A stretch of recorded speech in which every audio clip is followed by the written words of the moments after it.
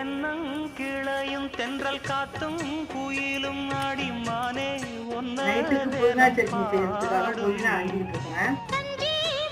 வாசனை எல்லாத்தையும் ஆஞ்சாச்சு. வாஷ் பண்ணிட்டு சட்னி.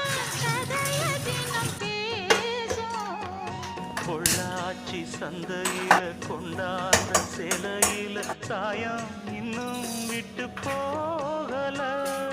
பண்ணாரி